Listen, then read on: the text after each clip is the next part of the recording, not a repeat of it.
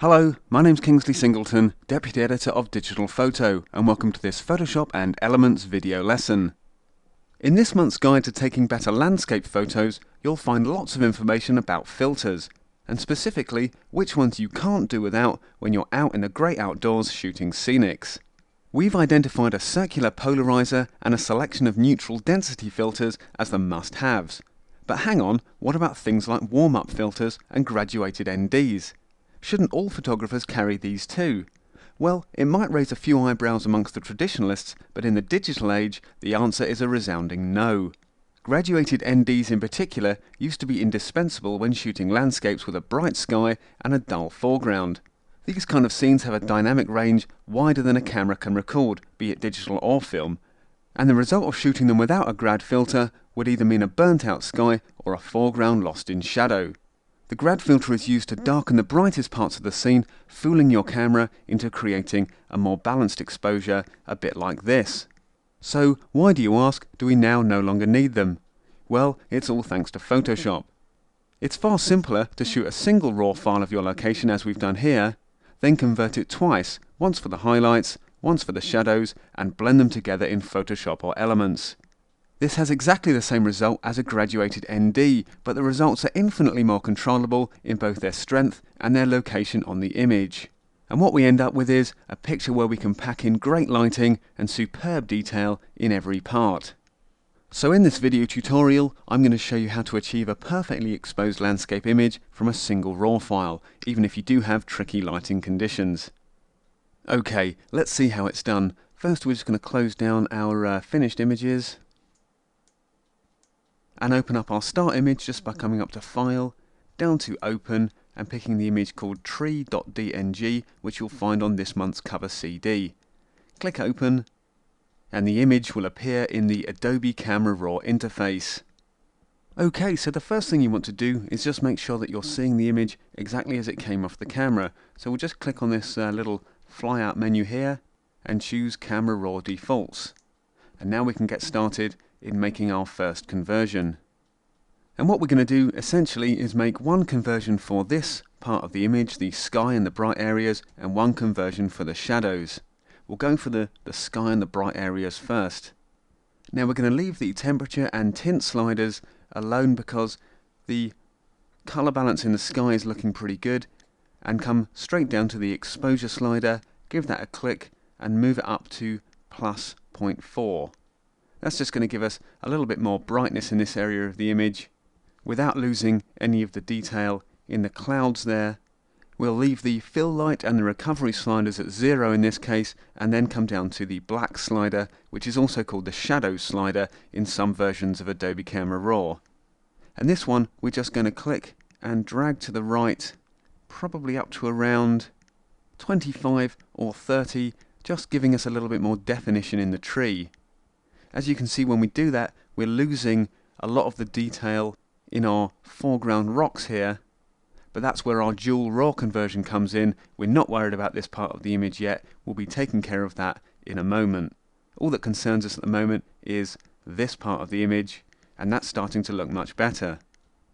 The brightness I'm just going to take down a touch to plus 35, and the contrast I'm going to leave at plus 25. And finally, for this conversion, I'm just going to click and drag the saturation slider up to plus 20. Just bringing out those colours a little more in the bark of the tree, the sky, and these kind of mossy green rocks. Okay, so those are our highlight areas sorted. We can now click Open Image, and the picture will launch into the regular editing interface within Elements. What we need to do before we reopen the raw file and make another conversion from it is just come up to File and down to Save As, and we'll call this one Tree Conversion 1, if I can spell properly.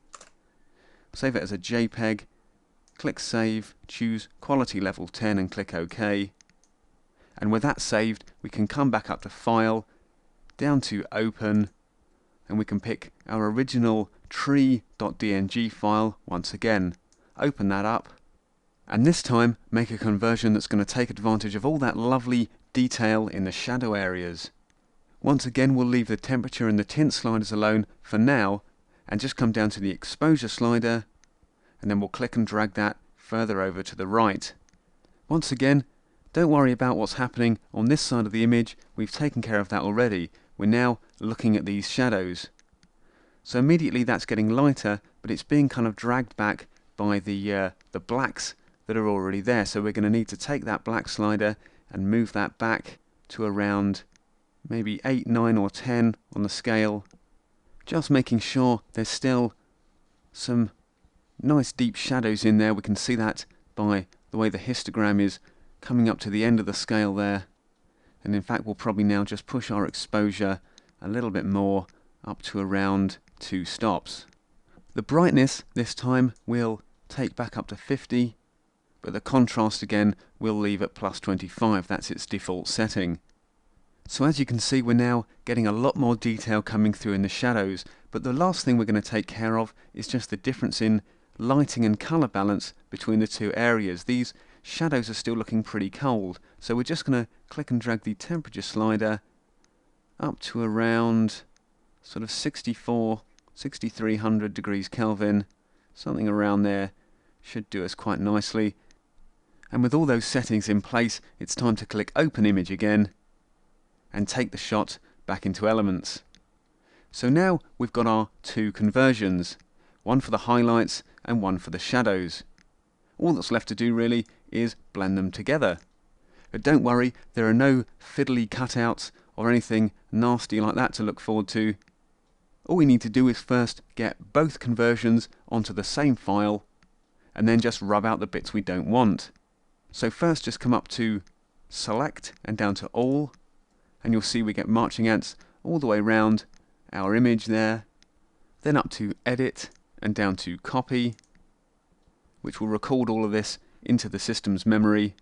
We can then just minimize our second conversion for a moment, and clicking back on our first conversion, the one that we made for the highlights in the image, again come up to Edit and down to Paste. And just like that, in pops our second conversion. Now if I just drag my layers palette on from the side, you'll see what's happening. If you can't see your layers palette, by the way, just come up to Window and down to Layers. And what you'll see in here is that our second conversion has come in as layer 1, and it's sitting above our first conversion, which is the background layer. So all we need to do now is make the parts that we want from the background layer show through the layer above. And in this case, we're going to use the eraser tool. Just click on it down here in the toolbox, and we'll make sure we've got a nice soft edge brush. Just click on that one there. Set the brush's size to about 700 or 800 pixels. Make sure that its opacity is set to 100%. And then with layer 1 highlighted in your toolbox, just start clicking on the image and erasing that top layer. Starting up here in the sky and just kind of working down towards that bottom left hand edge there, and then we'll just kind of continue up the line of rocks until we've got two nicely balanced pictures. Now even though that's starting to look pretty good, we just want to soften the edge between our two conversions a little more, so we're going to take the opacity of the eraser tool down to about 25 or 30%, and then just click and drag it along that line between the two pictures just once or twice, and that's just ensuring we get a nice kind of soft blend between the two. And once you're happy with the way that the two images are coming together, just come up to Layer and down to Flatten Image. That'll collapse layer 1 into the background layer, and we can now set about further enhancing our picture. The first thing I'm going to do is just change the crop of it ever so slightly, just so that this diagonal line here is coming kind of right out of the corner of the frame. So click on the crop tool, make sure its aspect ratio is set to use photo ratio, and we'll just drag that out over the picture there, bring it in ever so slightly from the edge, and then I'm just going to kind of hover the cursor outside that corner handle and just drag that in so that we get the corner there just coming right out of the edge of the frame. Once you're happy with that, click the tick And if you want to know more about using the crop tool to improve your compositions, you'll find a special video about that on this month's CD. For this image though, we're just going to make a few more kind of contrast based adjustments.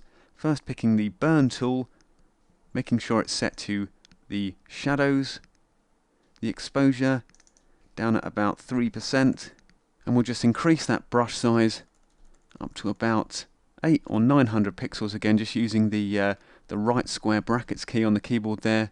Make sure it's got a soft edge again, and then we'll run it over the top of the sky, just darkening those blues down, giving it a little bit more punch up there. Just keep clicking and rubbing the burn tool over the areas you want to darken until you've got something like the level of contrast that you want.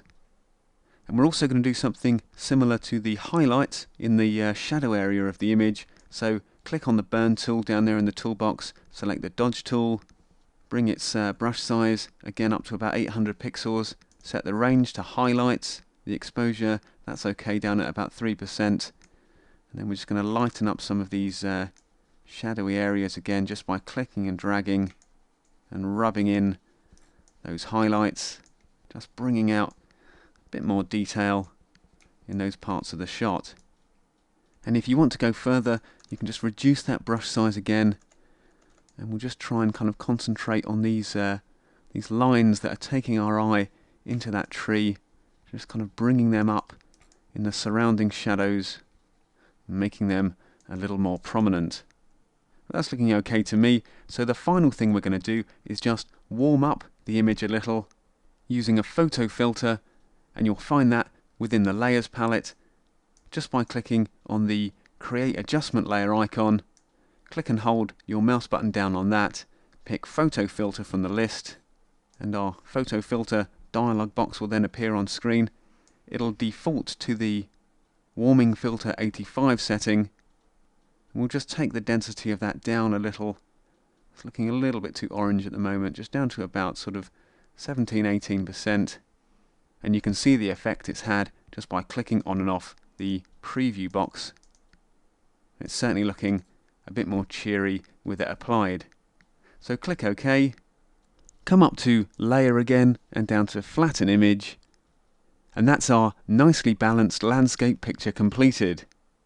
We've achieved exactly the same effect that a graduated ND filter would have given us, but we've been able to apply it in a much more controlled and creative way, controlling the strength of the effect and how it's applied to different parts of the image to ensure that we finish up with a picture that's got rich detail in both the shadows and the highlights. So when you're out shooting landscapes and you've left your graduated NDs at home, or you didn't have any in the first place, don't worry. It's still possible to achieve great results just by shooting in RAW and tweaking the results in Photoshop. Okay, hope you found that useful, and I'll see you next time.